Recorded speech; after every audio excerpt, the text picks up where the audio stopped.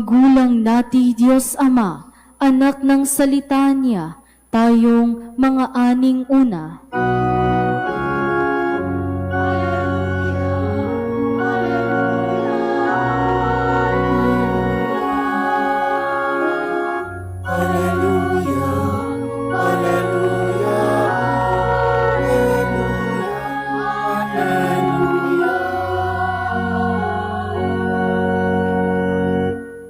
Sumainyo ang Panginoon. At sumaiyo rin. Ang mabuting balita ng Panginoon ayon kay San Mateo. Papuri sa iyo, Panginoon.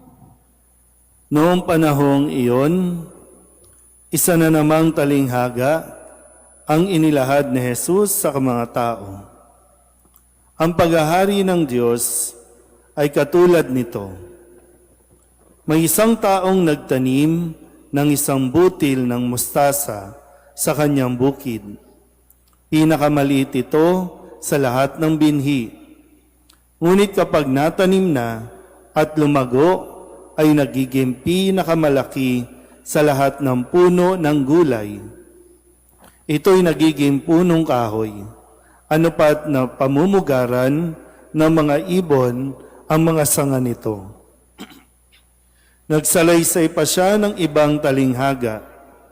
Ang paghahari ng Diyos ay katulad ng libadura na inihalo ng isang babae sa 3 takal na harina at umalsa ang buong masa. Sinabi ni Jesus sa mga tao, ang lahat ng ito sa pamamagitan ng mga talinghaga at wala siyang sinabi sa kanila nang hindi gumagamit ng talinghaga. Ginawa niya ito upang matupad ang sinabi ng Panginoon. Magsasalita ako sa kanila sa pamamagitan ng mga talinghaga. Ihahayag ko sa kanila ang mga bagay na nalilihim mula ng likhain ang sanlibutan.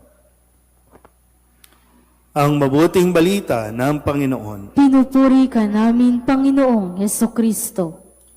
Isang magandang gabi po sa inyong lahat. Ngayon po ay Lunes ng 17 linggo sa karaniwang panahon at sa magkakasunod na linggo, marami tayong narinig na paggamit ni Jesus ng mga talinghaga. Kadalasan sa mga talinghaga, ito ay mga ordinaryo o mga pangkaraniwang nagagamit o ginagamit ng mga tao sa kanilang pang-araw-araw na buhay, lalo tigit yung mga ordinaryong mamamayan.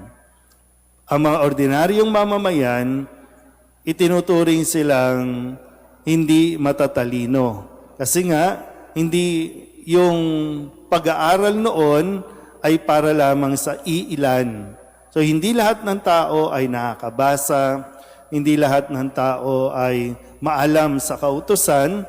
So kung ano lang yung naririnig nila kapag sila ay pumupunta sa mga templo, kung ano lang yung mga itinuturo ng mga saserdote, ng mga pariseyo, tinatandaan lang nila ito. Kaya marami sa kanila ay sabihin na nating inosente. Kaya kapag sinabi ng mga pariseyo, bawal yan, nang hindi talaga lubusang naipauunawa kung bakit. Kaya si Jesus ay gumagamit ng mga talinghaga para mas maintindihan naman ng mga nasa, ang term kasi natin ngayon, mga nasa laylayan. No? Kasi nga, kung gagamitan ito ng sabihin natin theology, philosophy, baka hindi maintindihan.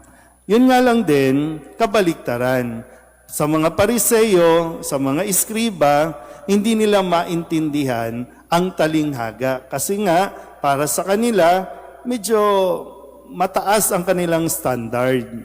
Kaya ito ang ginagamit ni Jesus. Kaya sabi, di ba, dito mga nakalipas na araw, makinig man sila ng makinig, hindi sila makakarinig o makauunawa.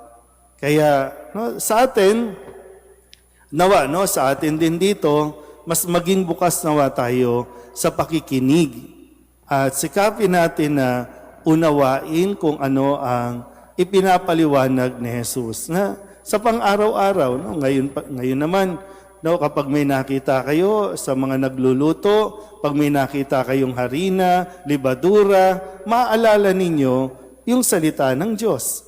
Paano mauunawaan ang salita ng Diyos? Ano ba? Ngayon, ang sinasabi natin, meron na tayong artificial intelligence, nandiyan na yan. Pero paano natin mauunawaan ito yung mga AI na ito na mas maintindihan ang salita ng Diyos? Malinaw po ba? Okay. Kaya ngayon, muli, gumamit si Jesus ang talinghaga ng binhi at libadura para ipaliwanag ang paghahari ng Diyos. Ang kaharian ng Diyos o ang paghahari ng Diyos ay katulad nito. So paano ba ang paghahari ng Diyos? So ito ay isang, hindi lang basta lugar, kundi ito ay isang karanasan. Sabihin nyo nga, karanasan. So ngayon ba, halimbawa, anong karanasan mo ngayon? Anong nararanasan mo ngayon? Nararanasan mo ba ang langit? Nasasabi nyo ba, kailan nyo ba huling nasabing, wow, para akong nasa langit? Kailan? O madalas, impyerno ang nararanasan natin. Di ba?